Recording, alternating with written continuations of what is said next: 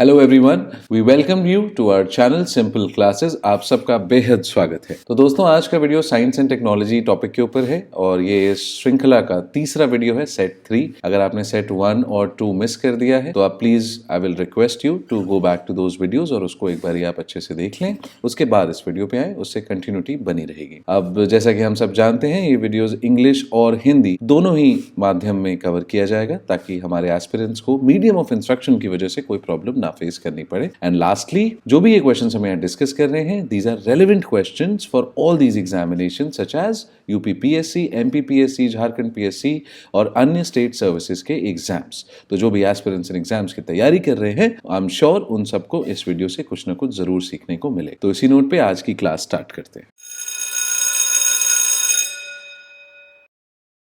तो दोस्तों, आज का पहला सवाल है यूरिया के ऊपर। प्रीलिम्स 2017 में यह सवाल पूछा गया था। अब हमें बताना है कि इनमें से कौन सा स्टेटमेंट यूरिया के बारे में सही है, कौन सा कथन एकदम सही है, राइट। तो अब उसके पहले, आगे बढ़ने के पहले यूरिया के बारे में कुछ बेसिक इन्फॉर्मेशन मैं आपको बता दूं। यूरिया का एक और नाम है जिसके थ्रू से बुलाया जाता है, उसको हम कहते हैं कार्बामाइड। तो यूरिया मतलब कार्बामाइड, कार्बामाइड मतलब यूरिया, करेक्ट है। अब इसका जो केमिकल फॉर्मूला है वो है CO, फिर ब्रैकेट्स ओपन, NH2 और 2 मॉलिक्यूल्स हैं इसलिए 2। तो इसमें जो है अमोनिया के 2 मॉलिक्यूल्स कार्बोनाइल से लिंक्ड होते हैं, ठीक है। बेसिक इन्फॉर्मेशन मैं कवर करते चलूंगा ताकि आपको बाद में इनमें से कुछ भी अगर पूछा जाए यूरिया के बारे में आपको प्रॉब्लम ना आए, राइट। तो ये एक ऑर्गेनिक कंपाउंड है, ऑर्गेनिक कंपाउंड है और इसके अंदर नाइट्रोजन का प्रेजेंस रहता है। In fact urea is one of the most important sources of nitrogen, इसीलिए इनके यूजेस और एप्लीकेशंस भी उसी हिसाब से डिसाइड होते हैं, वो हम भी डिस्कस करें। तो अब हमारे बॉडी के अंदर में यूरिया क्या प्रोडक्शन होता है? हाँ जी, बिल्कुल होता है। कहाँ होता है? लिवर के अंदर। जिस साइकिल के थ्रू होता है उसको हम कहते हैं यूरिया साइकिल। तो लिवर के अंदर में यूरिया साइकिल में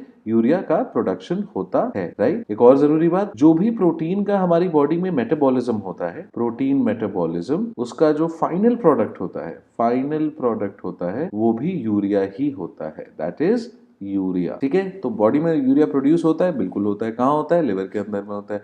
किस साइकिल के थ्रू होता है? यूरिया साइकिल के थ्रू होता है। और प्रोटीन मेटाबॉलिज्म का फाइनल प्रोडक्ट जो है वो यूरिया होता है। अब यूरिया के हम यूजेस देख लेते हैं। अब क्योंकि ये नाइट्रोजन में काफी रिच होता है, इसीलिए इसको हम फर्टिलाइजर्स बनाने में इसका इस्तेमाल करते हैं। Urea is an important source of nitrogen, that is why ये फर्टिलाइजर इंडस्ट्री में यूज होता है, फर्टिलाइजर बनाने के लिए। और दूसरा यूज है, ये यूज होता है एज अ रॉ मटेरियल, ठीक है। रॉ मटेरियल किस लिए? To prepare different chemicals. तो केमिकल इंडस्ट्री में भी इसका काफी हैवी यूज होता है। तो हमने ये सारी बातें यूरिया के बारे में कर ली। अब इनमें से जो सही जवाब होगा वो होगा, पहला ऑप्शन है आपका नाइट्रोजन कंटेनिंग ऑर्गेनिक कंपाउंड, दूसरा है nitrogen containing an inorganic compound, तीसरा ऑप्शन है एक प्लांट हार्मोन, चौथा ऑप्शन है एक एंडोजेनिक कंपाउंड। तो इसका सही उत्तर है पहला, nitrogen containing organic compound, right. अब चलिए अगला क्वेश्चन देखते हैं। तो दोस्तों, ये सवाल है गॉल ब्लैडर के ऊपर, यानी कि पित्ताशय जो हमारी बॉडी के अंदर में पाया जाता है।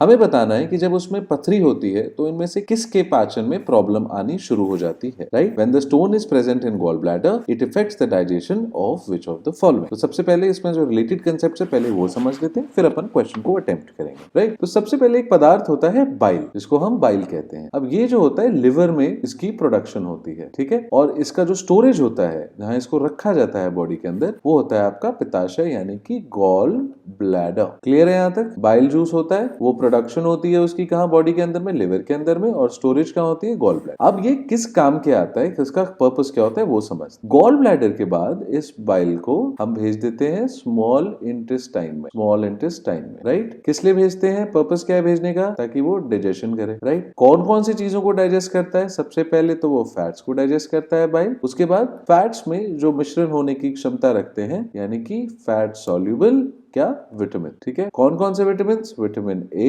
Vitamin D, vitamin E and vitamin K. तो ये जो 4 विटामिन होते हैं, these are fat soluble vitamin. Along with them जो फैट्स होते हैं, इन दोनों को डाइजेस्ट करने के लिए बाइल जूस का काम आता है, राइट। तो अब जाहिर सी बात है, ये बाइल जूस आ कहां से रहा है, कहां जमा हुआ था? गॉल ब्लैडर में। तो अगर गॉल ब्लैडर में ही पथरी हो जाएगी तो किसका डाइजेशन में प्रॉब्लम आएगा? फैट्स का। क्यों? क्योंकि फैट्स को ही डाइजेस्ट करने के लिए बाइल जूसेस का रोल रहता है, राइट। तो इनमें से कौन सा सही जवाब होगा अपना? फैट्स। अगर गॉल ब्लैडर यानी कि पित्ताशय में पथरी मौजूद होगी तो इनमें से फैट को पचाने में बॉडी को दिक्कत आएगी, ये जो डाइजेशन होगा ये प्रभावित। अब बढ़ते हैं अगले सवाल की ओर। Now in this question we have to tell which one of the following is not a genetic disease.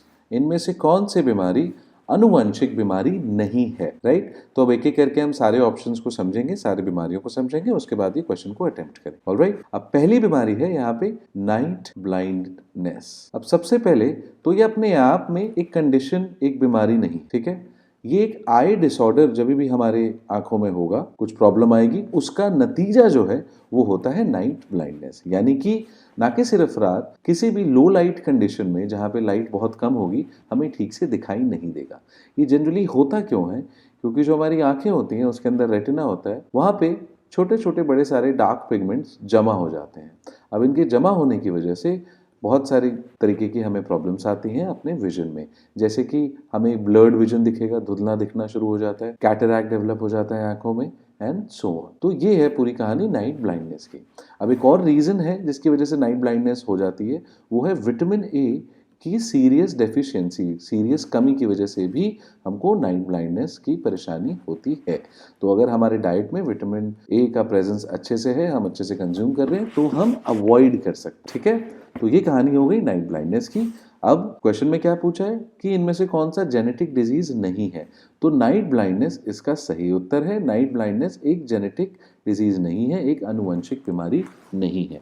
अब आइए अगले ऑप्शन को देखते हैं, उसके बारे में कुछ समझते हैं। सो फ्रेंड्स, नेक्स्ट ऑप्शन है which is called albinism. Although देखो आंसर तो निकल चुका है क्वेश्चन का, पर बाकी भी ऑप्शंस में एक्सप्लेन करूंगा ताकि अगली बार अगर उनमें से किसी पे ऑप्शन आए, क्वेश्चन आया सॉरी, तो आप अटेम्प्ट कर पाए, राइट। तो एल्बिनिज्म, अब ये बीमारी जो है ये आपके बॉडी में 3 चीजों पे प्रभाव डालती है। पहला आपके बाल, आपकी स्किन और आपकी आंखों पे। अब इस बीमारी की वजह से ये 3 चीजें जो होती हैं इम्पैक्ट होती हैं। क्लियर है? अब ये होता क्यों है, इसका कारण क्या है वो समझते हैं। मेलेनिन एक पिगमेंट होता है जो हमारी बॉडी में जिसका प्रोडक्शन होता है। अगर ये बहुत ही कम या फिर बिल्कुल ना हो, इसका प्रोडक्शन या तो बहुत कम हो या ना ही हो बिल्कुल, तो जो है हमारी बॉडी में एक कंडीशन डेवलप होती है जिसको हम कहते हैं एल्बिनिज्म। वो किस पे इम्पैक्ट डालती है? हमारे बालों पे, हमारी स्किन पे, हमारे आई पे। अब जैसे स्किन पे इसके इम्पैक्ट हो गए, जनरली जिन लोगों को ये होता है उनको स्किन कैंसर के लिए काफी ज्यादा वो लोग ससेप्टिव होते हैं। They are very sensitive to skin cancer and such diseases. They are very very sensitive to sunlight. अगर उनकी बॉडी में मेलेनिन नहीं होगा, धूप उनसे बर्दाश्त नहीं होगी। आंखों के भी कई डिसऑर्डर्स होते हैं इस कमी की वजह से, जैसे कि फोटोफोबिया एक बीमारी है जो इस कारण होती है।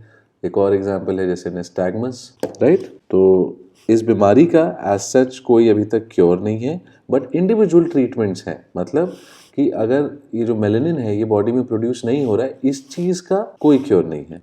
लेकिन अगर स्किन में आपको प्रॉब्लम हो रही है, जैसे आपकी सेंसिटिविटी बहुत ज़्यादा है सन को लेके, आंखों में आपको अलग अलग डिसऑर्डर्स डेवलप हुए हैं इस कारण, तो उनके इंडिविजुअल ट्रीटमेंट्स जो हैं वो अवेलेबल हैं, राइट। तो यहाँ पे हमने एल्बिनिज्म के बारे में सीख लिया। लेकिन जहाँ तक इस क्वेश्चन का सवाल है जेनेटिक या फिर उस बीमारी का अनुवांशिक होना या नहीं वो बताना है हमें, तो एल्बिनिज्म जो है वो एक जेनेटिक डिजीज है। इसका मतलब अगर पेरेंट्स को है तो उनके बच्चों को जेनेटिकली ये डिजीज ट्रांसफर हो सकता है। चांसेस होंगे कि जिस बच्चे के माता पिता या उनकी पूरी जीनियोलॉजी में, फैमिली में अगर किसी को एल्बिनिज्म है, तो चांसेस आर देयर कि that child may also contract this disease, right? Now let's understand the next option. तो दोस्तों तीसरा ऑप्शन है हमारा हीमोफीलिया। अब आइए इसके बारे में थोड़ा समझते हैं क्या है, किस तरह की बीमारी है। तो हीमोफीलिया जो होती है वो 3 तरह की होती है, हीमोफीलिया ए, बी और सी। इसके अंदर में होता क्या है एग्जैक्टली कि जो ब्लड को क्लॉट करने की जो एबिलिटी होती है बॉडी की, वो पूरी तरीके से खत्म हो जाती है। यानी कि एक बार अगर ब्लीडिंग स्टार्ट होती है तो वो अपने आप स्टॉप नहीं होगी, राइट। बॉडी की एबिलिटी होती है कि खून बहना शुरू होता है तो थोड़े टाइम बाद उसको क्लॉट करके उसकी ब्लीडिंग स्टॉप करे बाय इटसेल्फ। ये जो एबिलिटी है वो ये बीमारी खत्म कर देती है।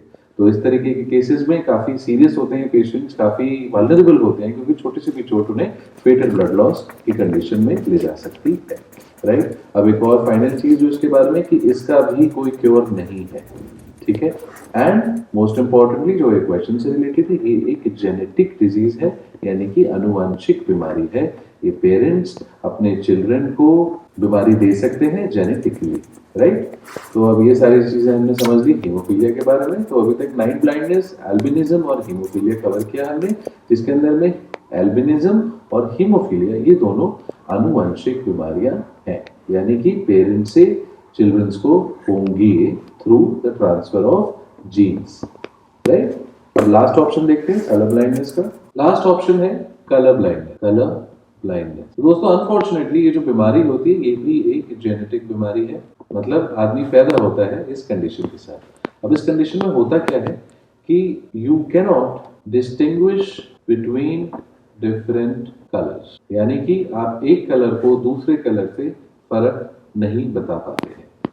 अब रीजन क्या होता है, जो आपकी रेटिना होती है आंखों के अंदर में, उसके अंदर कुछ सेल्स होते हैं, राइट, जिनको हम कहते हैं कोन्स। अब ये जो सेल्स होते हैं ये लाइट सेंसिटिव सेल, बॉडी का भी मैकेनिज्म कमाल का है, नहीं?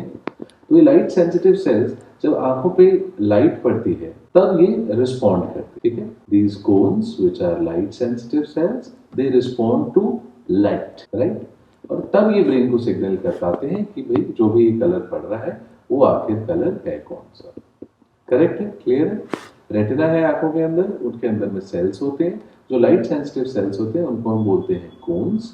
These cones are able to respond to what, to light which is falling on the eyes, right. तब हमें पता चल पाता है कि भाई ये कौन सा कलर है। तो जब एक आदमी कलर ब्लाइंडनेस से सफर करता है तो ये जो कोन्स होते हैं ये मैसेज नहीं दे पाते हैं ब्रेन को कि विच कलर इज दिस, ये कौन सा कलर। तो जनरली जो कलर ब्लाइंडनेस होती है वो अलग अलग तरीके की होती है। सबसे जो कॉमन होती है वो होती है रेड ग्रीन। तो इस वेवलेंथ में जो पड़ने वाली लाइट्स हैं वो डिटेक्ट नहीं कर पाता है। तो इसके बाद जो कॉमन आती है वो होती है आपकी yellow and blue colour blind. तो इन जो वेवलेंथ्स में जो कलर्स होते हैं इनके कॉम्बिनेशन से जो कलर्स बनते भी हैं वो आंखें नहीं बता पाती। और जो सबसे रेयर कंडीशन है कलर ब्लाइंडनेस की वो है टोटल या फिर एब्सोल्यूट कलर ब्लाइंडनेस। ये काफी रेयर कंडीशन है, इसके अंदर में कोई भी कलर आदमी नहीं बता पाता है, राइट। अब जैसा कि इस क्वेश्चन की डिमांड है, हम देख रहे हैं कि ये इनमें से कौन सी बीमारियां अनुवंशिक है कि नहीं। तो कलर ब्लाइंडनेस भी एक जेनेटिक बीमारी है और जो बहुत ही दुख की बात है कि इसका कोई भी क्योर एग्जिस्ट नहीं करता। इस चीज को हम ठीक नहीं कर पाए हैं आज तक, मेडिकल साइंस ने कोई इलाज इसका डिवाइस नहीं किया, राइट। सो अब इस क्वेश्चन में हमने देखा कि नाइट ब्लाइंडनेस एकलौती ऐसी बीमारी है जो इनमें से जेनेटिक नहीं है।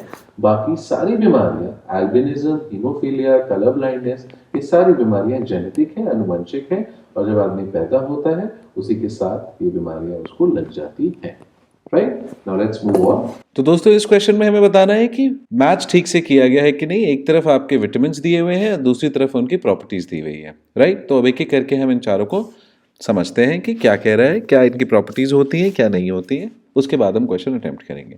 तो सबसे पहले है विटामिन B12। अब दोस्तों यहाँ पे बात कर रहे हैं कि इसके अंदर में anti anaemic factors, anti anaemic qualities होती हैं कि नहीं। तो बिल्कुल होती है, ये सही पैर है। विटामिन B12 में एंटी एनीमिक फैक्टर होता है। अब एंटी एनीमिक फैक्टर का मतलब क्या हुआ।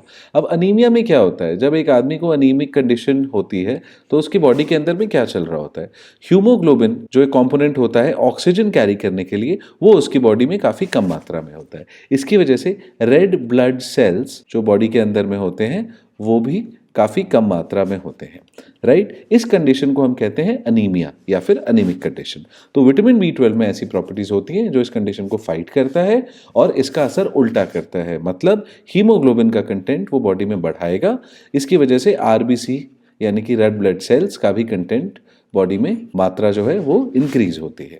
तो पहला ऑप्शन सही है। अब देखते हैं सेकंड ऑप्शन। सेकंड ऑप्शन है विटामिन C। विटामिन C, और हमें बताना है कि इसके अंदर में एंटी स्कॉर्ब्यूटिक फैक्टर होता है कि नहीं। तो ये भी ऑप्शन, मतलब ये जो पेयरिंग है वो बिल्कुल सही है।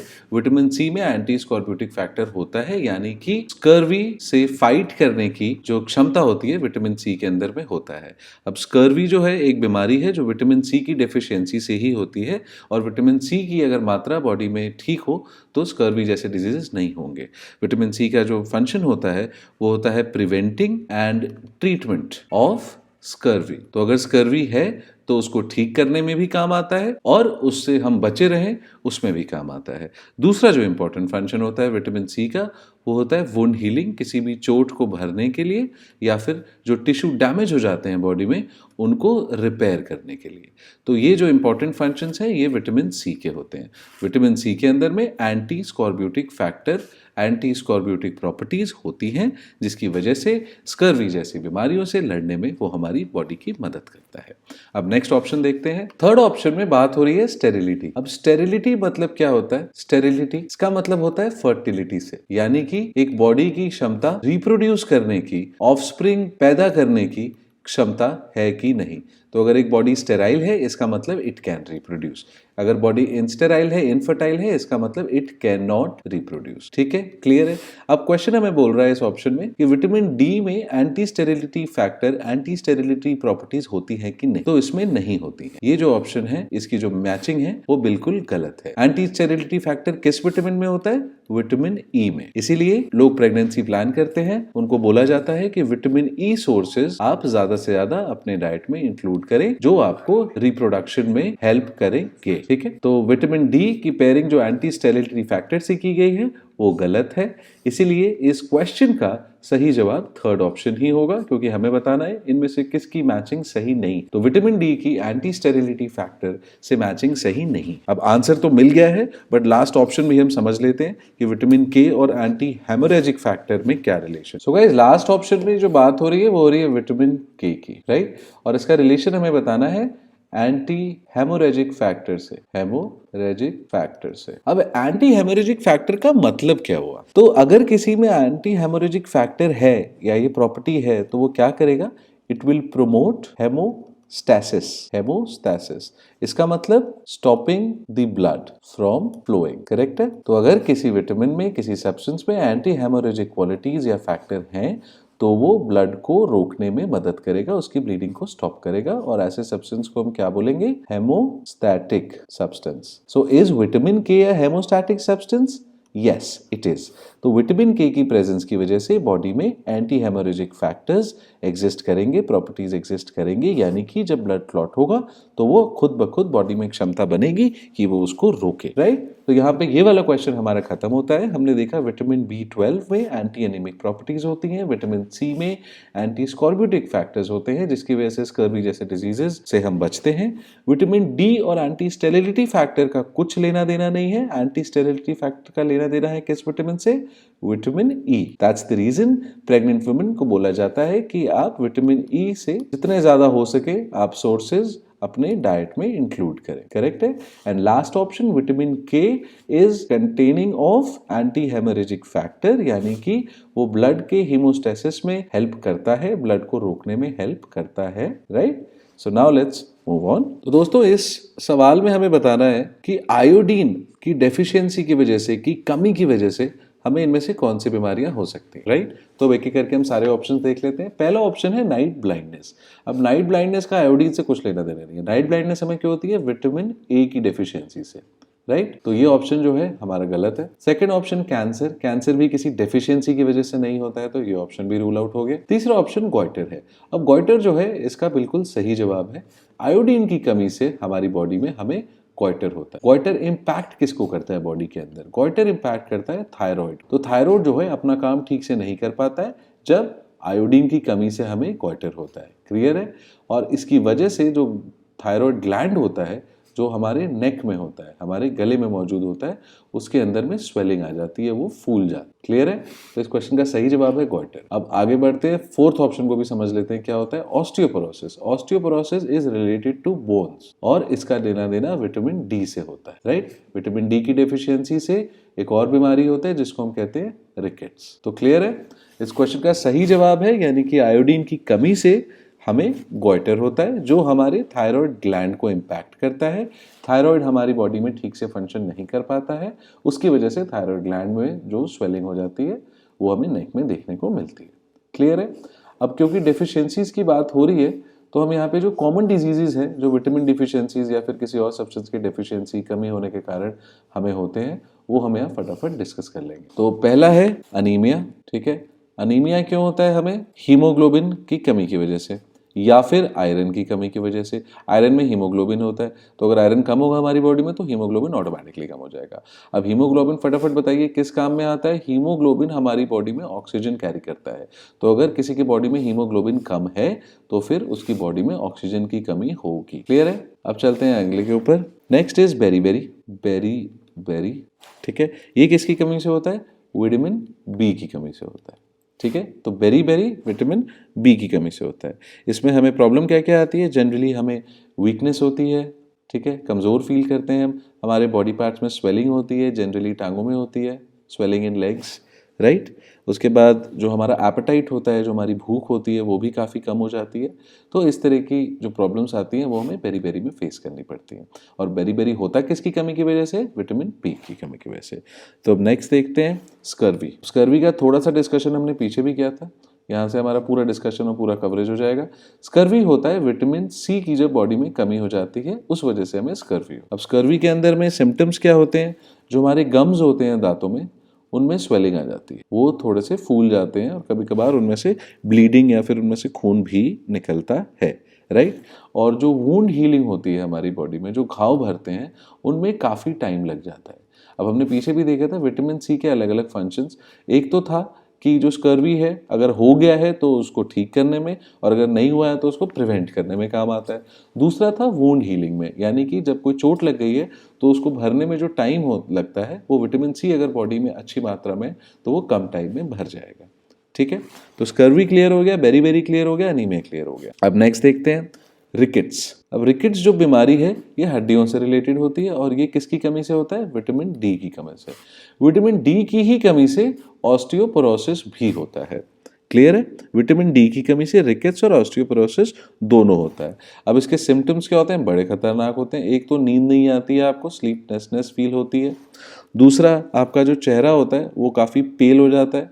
ठीक है, उसके बाद डायरिया की भी शिकायत होती है आपको। ये आपकी पूरी बॉडी की बेसिकली ऐसी तैसी कर देता है। और जो लिम्स होते हैं, क्योंकि इसका हड्डियों से लेना देना होता है, तो जो लिम्स होते हैं वो ठीक तरीके से फॉर्मेशन नहीं हो पाती उनकी, दे आर डिफॉर्म्ड। उसके अंदर में प्रॉब्लम आती है, उसके शेप स्ट्रक्चर में इश्यूज होते हैं। ठीक है, तो रिकेट्स हमने कवर कर लिया। अब एक और देखते हैं हम, हाइपोकैलेमिया। अब ये किसकी कमी से होता है? ये होता है पोटेशियम की कमी से। अगर हमारी बॉडी में पोटेशियम की मात्रा कम है तो हमें हाइपोकैलेमिया बीमारी होगी, राइट। अब इसके सिम्टम्स क्या क्या होते हैं? एक तो जो होती है आपकी हार्ट बीट, दिल की धड़कनें, ये बढ़ा देता है। तो ये काफ़ी ख़राब चीज़ है। अगर आपके दिल की धड़कन बिना किसी रीज़न के बढ़े तो that's not a good sign. दूसरा जो इम्पैक्ट करता है, ये किडनी को इम्पैक्ट करता है। तो किडनी डैमेज होता है इस कंडीशन में when we do not have enough levels of potassium in our body. ठीक है, अब नाइट ब्लाइंडनेस हम ऑलरेडी कवर कर चुके हैं। अब विटामिन ए से जो दूसरी बीमारियां होती हैं, एक तो हमने नाइट ब्लाइंडनेस कवर करी है विटामिन ए से। जो और भी डिजीजेस होते हैं जो इसकी डिफिशियंसी की वजह से होते हैं, उनके नाम है जेरोथैल्मिया। जेरो पी साइलेंट होगा, थैल्मिया। ये भी एक बीमारी है जो विटामिन ए की कमी से ही होती है। और दूसरी एक बीमारी है डर्माटोसिस। तो विटामिन ए से 3 बीमारियां कवर करी हमने, डर्माटोसिस, जेरोथैल्मिया एंड नाइट ब्लाइंडनेस, जो इसकी डेफिशिएंसी से हमें प्रॉब्लम क्रिएट करती है। क्लियर है? अब एक और है पेलेग्रा। ये भी एक बीमारी है जो किसकी कमी से होती है? विटामिन बी की कमी से होती है। तो विटामिन बी की डिफिशियंसी से हमें पेलेग्रा होता है। अब पेलेग्रा के सिम्टम्स क्या होते हैं? मेंटल लेथार्जी, आपको काम करने का बिल्कुल भी मन नहीं करेगा, ज़रूरत से ज़्यादा आलस आएगा। वैसे ये ठंड में भी होता है, बट यहाँ पे रीज़न अलग है, ये पेलेग्रा की वजह से हो रहा है। डायरिया, आपका जो डाइजेस्टिव सिस्टम है उसको भी ये बुरी तरह इम्पैक्ट करता है। तो diarrhoea is also one of the symptom. आपके हाथों में खुजली होगी, इची हैंड्स, ठीक है, ये विटामिन बी की कमी से होते हैं। और साथ साथ हाथों के पैरों में, एल्बोज में और नीज में भी आपको खुजली होगी, और साथ के साथ आपको हल्का सा पेन भी महसूस होगा। तो क्लियर है? तो यहाँ पे हमने कौन कौन से डिस्कस करी डिजीजेस जो डेफिशिएंसीज की वजह से होते हैं। तो पहला था अनीमिया, ये किसकी वजह से होता है? हीमोग्लोबिन की कमी की वजह से। Second is berry, this happens because of vitamin B. Vitamin B की वजह से और भी हमने एक और देखा है डिजीज, दैट इज पेलेग्रा, जिसके अंदर में mental lethargy, diarrhoea, itchy hands, feet, elbow, ये सारी प्रॉब्लम्स होती है हमें। फिर हमने देखा स्कर्वी होता है विटामिन सी की कमी की वजह से, जिसमें हमारे गम्स में स्वेलिंग आ जाती है, कभी कभी ब्लीडिंग भी होती है। वुंड हीलिंग जो होती है उसमें काफ़ी टाइम लगना शुरू हो जाता है, टिश्यू रिपेयर में काफ़ी टाइम लगना शुरू हो जाता है। नेक्स्ट हमने देखा है rickets. Rickets is related to bones. ये क्यों होता है? विटामिन डी की वजह से होता है। विटामिन डी की ही वजह से ऑस्टियोपोरोसिस होता है। Osteoporosis is seen in adults, वो बड़ों में होता है। रिकेट्स जो होता है वो कम एजेस में होता है। अब इसके अंदर में क्या क्या हमने सिम्टम्स देखे? स्लीपलेसनेस, जो मेन इंपॉर्टेंट इसमें जो फैक्टर है वो है लिम्स। तो जो लिम्स का जो डेवलपमेंट होता है वो ठीक तरीके से नहीं होता है। We generally see deformed limbs when somebody is suffering from rickets. एक और यहाँ पे हमने कवर किया था हाइपोकैलीमिया। ये होता है पोटेशियम की कमी से, और इसके सिम्टम्स होते हैं या फिर इसमें जो प्रॉब्लम्स होती हैं वो होती हैं हार्ट बीट का तेज होना एंड किडनी इज डैमेज्ड। ठीक है, तो ये सारी दोस्तों थी डिफिशियंसीज एंड उससे रिलेटेड डिजीजेस। करेक्ट है? यहाँ पे हमारा ये क्वेश्चन खत्म होता है। तो guys, this is the end of today's class. आज की क्लास यहीं खत्म होती है। हम आशा करते हैं आपको वीडियो पसंद आया होगा और कुछ ना कुछ नया सीखने को जरूर मिला होगा। अगर आपको वीडियो अच्छा लगता है तो प्लीज लाइक करें, हमें सब्सक्राइब करें। क्या है, सब्सक्राइबर्स के नंबर अगर बढ़ते हैं तो हमारा भी मोटिवेशन बढ़ता है हर वीडियो के साथ। And please share it with your friends, ताकि एक जो ये ऑनलाइन एजुकेशन प्लेटफॉर्म है इसका फ़ायदा सबको हो। एंड अगर आपके पास कोई सजेशंस हैं, आइडियाज़ हैं और टॉपिक्स हैं जिन पे आप चाहते हैं हम और वीडियोस बनाएं, please comment, we'll try to cover them as soon as possible. Thank you so much. अब आपसे मुलाकात होगी नेक्स्ट क्लास में।